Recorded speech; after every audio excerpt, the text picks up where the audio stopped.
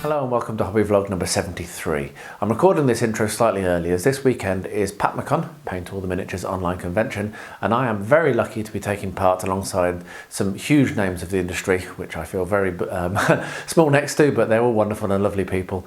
So I'm going to need to get this edited a bit early to be published on Sunday morning. However, I do not want to miss my vlog. So if you're watching this early Sunday morning, then there is a timetable of events happening later on today. As you're watching this, last night I did a bit of a paint and chat. I don't know how it went because it hasn't happened yet. But today I've got a schedule of 3 different events happening with different people. I've put a post up on my community tab, which you can go and have a look at, and it'll be wonderful if you can join me. I'd love to see you there, but if not, that's fine. Anyway, that's enough of a ramble. Let's get to the vlog, see what's happened this week. It's been a very busy week non-hobby wise, and I've had a lot of other things going on, so I've not got as much done as I'd wanted to on any of my projects, including, as I stand here, I've not done anything on Rosie's model railway, which is really rubbish, but that's life. You just got to keep rocking, haven't you? So let's see what's happening, and I will see you again at the end. Right, so it's time to start doing the detailing, and what I've done is I've collected together a load of items which I'm going to use for this, so let me take you through them. So from the right we have some rubberized horsehair, which is inside this box. Funny enough, I've noticed that that's actually got quite a lot of green on it, so I need to be a bit careful which I pull out. Some wood stain, which is going to be used to stain up these odds and sods of wood that I've got, some coffee stirrers, some tongue depressors, some matchsticks, what have you. Just going to break those up, stain them and put them on. Then at the back, this is the drawer that I keep all of my tufts in. So I've got some brown tufts and dead grass tufts that I'll be able to use.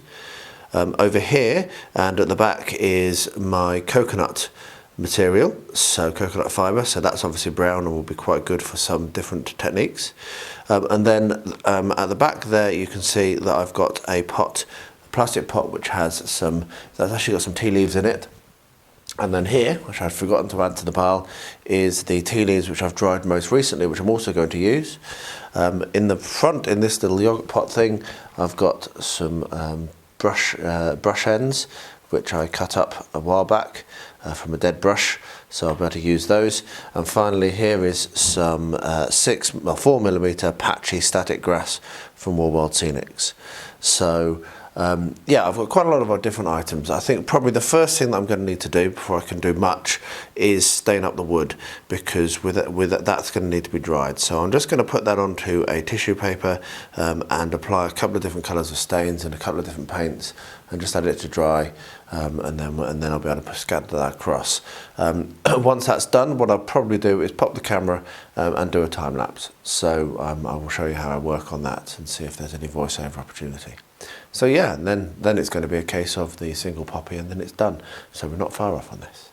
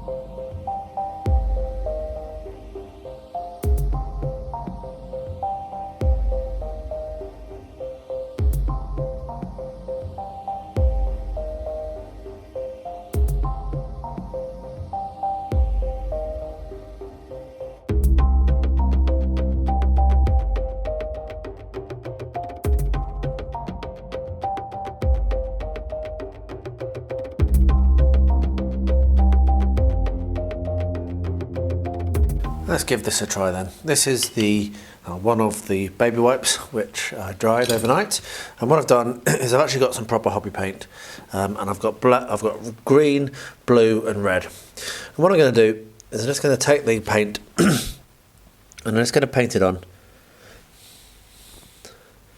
like this. Just going to see if it works. It's quite a lot of particles coming off of it. Quite a lot of particles coming off it, so I don't know whether this is going to work or not. But I just need to get a couple of these out of the way and put them on the model. So that should be enough, I think. So what I'll do is I'll wash my brush, and I'll come along and I'll do the same thing with the blue and with the red. Let that dry, and then we'll see what it looks like when I cut them up. So I'll bring you along for that stage when I get to it. These have dried. Okay, yeah, they've dried okay. Stuck through a bit, but that peels off all right. What I've also done is I've gone, and I will link this in the description below, but I've gone on and found some papercraft beach stuff. So this here is an umbrella, and as it happens, it's printed out a bit weird because I printed it at 10% and it didn't put it all on one page, which surprised me. But here we have a lounger. So what I'm thinking of doing actually is I'm probably going to try to make this lounger out of wood, so out of split up matchsticks, which I'll bring you along for. I'm on the absolute final day of the build, so I don't have much time, so I need to get this done. But I can print this out a couple of times, cut these out, and have a couple of the umbrellas on the beach, have a lounger, and have some towels, and that will be absolutely brilliant. The other thing is, which I'm going to be doing today, is here is Tiny Dude Surfing Dude. Now he is actually the larger of the two I printed, but if I'm going to make use of these paper crafts, then I'm going to need to use the larger dude, because otherwise it's going to be out of scale. So I'm going to be attempting to paint him.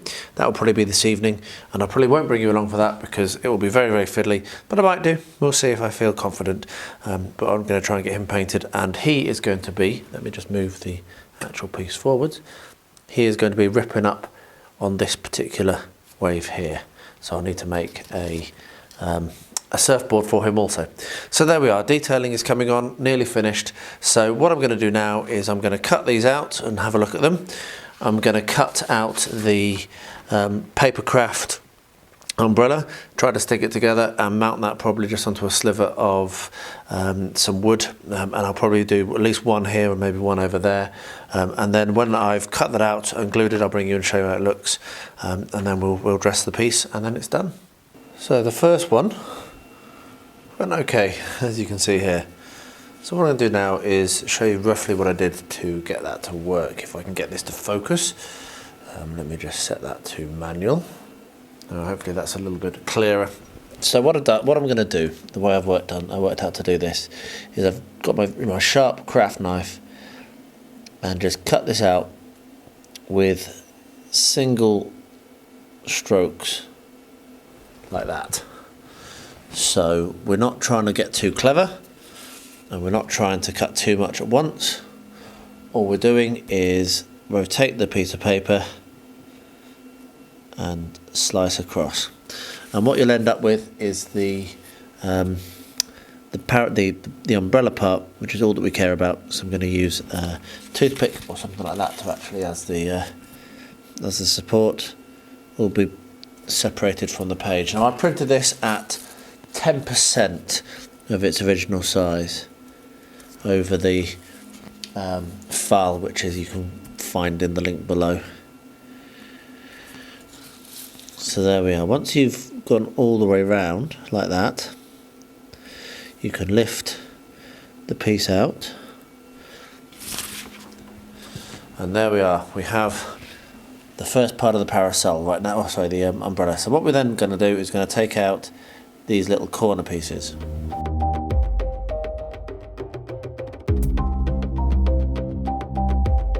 There we are. So now we're going to cut out the larger bit, and you do need to make sure to go right to the middle, otherwise it won't fold round correctly. There we are, fiddly but doable. So now what we do, and this is where the filming is going to get particularly difficult, so hopefully I will be able to do this, is I don't fold every single section. Hopefully you'll be able to see this, I'm not sure. I don't fold every single section, but what I do is I fold a couple just to start that process, and I'm using the edge of my knife and just folding like that. So I'll try and get that done, hopefully staying in shot.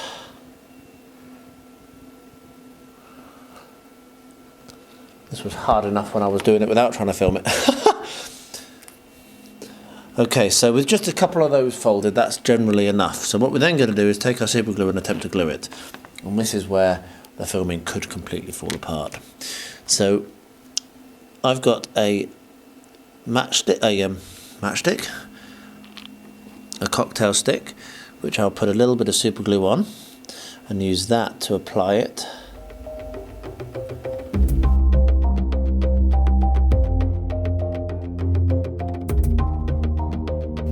So there we have a umbrella top. So if you want to, you can come in and put some more folds if it's not quite square enough for you, but I'd probably recommend doing that once the super glue is completely dried, which doesn't take too long. But let's just clear that super glue off the side there, which doesn't take too long, but yeah, I'd probably recommend that you leave that. So there we are. I'm only doing 2 of these umbrellas, so that's both of them made. A bit of a fiddly job. The next thing that I've got to do involves the surfer. I have printed out a surfboard shape with a shark on it, which is cool, which probably didn't focus either. And that is going to do my next job. What I'm going to do is I'm going to let me try that again. I'm going to it's not going to focus now. Oh, there we are. Good. What I'm going to do is I'm going to stick this to some cardboard and then put the surfer on it, and then that will go onto the diorama. So yeah, getting close to finished.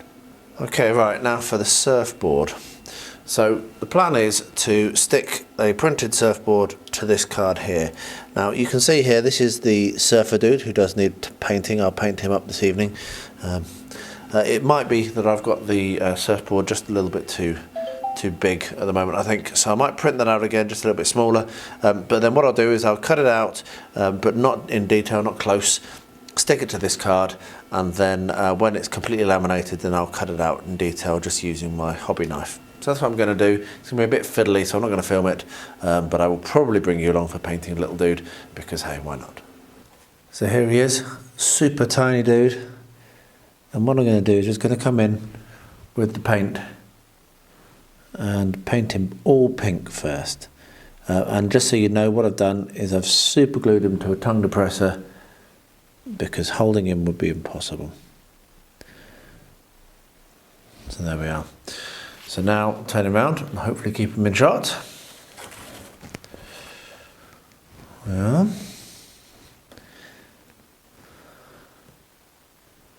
Super teeny tiny dude. Not as impressive as the one that I hand sculpted, obviously. But I just haven't had time really this time around to really focus on things like I have been able to do the dude that I wanted to do, who was riding the bomb down. That's also not happened.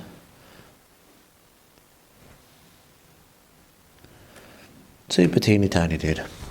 Right, I'll do a couple of coats like that, and then I'll bring you back when I come to do his shorts, because that's going to be even more impressive.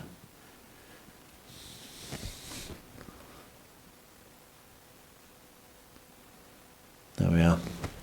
Some flesh tones. Tiny. Right, tiny dude needs to have some shorts on. So, yeah, what I'm going to do is I'm going to use royal purple, because why not? So,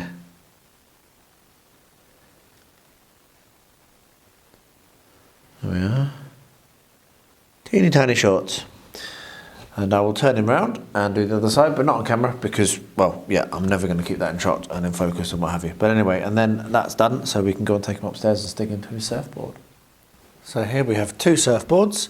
This one's 20mm, this one's 25mm. And I think I'm actually going to use the 20mm one, because when I put Tiny Dude, who is here, and is very, very difficult to pick up, When I put Tiny Dude on, oh, here's my hands, on the 25mm, just looks a bit lost. A bit big, so I think he's going to be on the 20mm. So I have some of Luke's fast drying basing glue, which I like because it's got a good bit of tack. And so what we're going to do is I'm going to glue Tiny Dude to this surfboard. There we are. Don't know if he's got good form or not. I'm not a surfer. But I'll let that dry. And then when that's dried, then what we'll do is we'll pop that onto the diorama, and then the diorama will be done. Oh yes. And so we come to the second to last process on this build, which is putting the poppy flower in the middle, which I'm most excited about. Now I've thought about how I'm going to do this, and I think I'm just going to do it as a little blob, and then I'll put a little black dot of paint in the middle, because I want this to be multi-scale. So this is going to be too big for most of the things I'm going to use it for, but it can be a huge poppy. We get massive poppies here. So there we are. So we can put that, turn that over, and then when that's dried, I'll put a blob. Oh, I'll put a blob of black paint in the middle, and that will then be a lovely poppy. Now, the process that I've got to do after this, which I won't film because it'll be a bit boring, is I'm going to come along and I'm going to put PVA glue over the lot of it to seal everything down. There we are. We have our poppy. Yes, so I'll put some PVA glue over everything else that's around, scattered around to seal it down. Just use my terrain glue, just to seal the whole thing. And then when that's dry, I'll bring you back and we'll cut this off of the base and we'll have a look at it. So yeah, I'm just going to do that now. Just put a load of watered down PVA over it and let that dry for a day. I need another project, like I need another hole in my head. However, here is another project. I was trolling through Thingiverse, as you do when you've got a 3D printer, and I came across this wonderful looking sculpt called Alice and the Dragon. I will link to the thing in the description below. And I was inspired by it because I wanted to do a diorama, so that's what I'm going to do. So I've printed it out as absolutely as large as I can on my printer, and now I really want a bigger printer, because while this looks amazing, I would love to have this larger, and I don't really want to get I want to keep resin. I want to stay with resin. So the next thing will be to save up and buy a big 4K printer so I can do things like this, because this seems to be where I'm going, is just printing things to paint. Seems like what I'm into at the moment. But anyway, this is big enough. It's going to look very nice. I'm going to do it on a scenic base, and my thinking is to just like make it as nice as I can. So I have printed and washed this, but I have not yet cured it. What I'm about to do now is trim off all of the supports and then pop it into the cure for a few minutes. And then I will bring you along for this short project. I'm not sure yet exactly how much I'm going to film, but what I would like to do potentially is at least have a painting guide, so potentially just show the paints I used and do some speeded up painting sessions, but we shall see. Anyway, this is a new project, Alice and the Dragon, and I really hope that you do enjoy watching this. And I'm just really impressed with my printer, which is why I'm having so much fun with it at the moment, and printing out so many cool random things. So that was a right pain to clean up, because yeah, it's very fiddly, very fine. The wings are even see-through, but the purpose of this clip is not to complain about that, but to show that Lego really is one of the most useful things I've got. What I'm using it here to do is to hold the model in a more upright position so that I can continue curing the underside and the top side in my cure machine. So there we are. Lego, you do need it. You need it all the time. So I did do my little add-on. You can see that we have the sunbathing dude. Now I did print two off, but one of them went ping when I tried to clean it up, and it snapped in two, and I'm not going to be reprinting again. So there we are, that's finished. We can go up. What a beautiful calm day. Lovely kind of like, you know, clouds and beautiful, and we can just have a great time at the beach. And oh no, look, there's a nuke. This is now dried and is ready to be cut from the base, which I will do.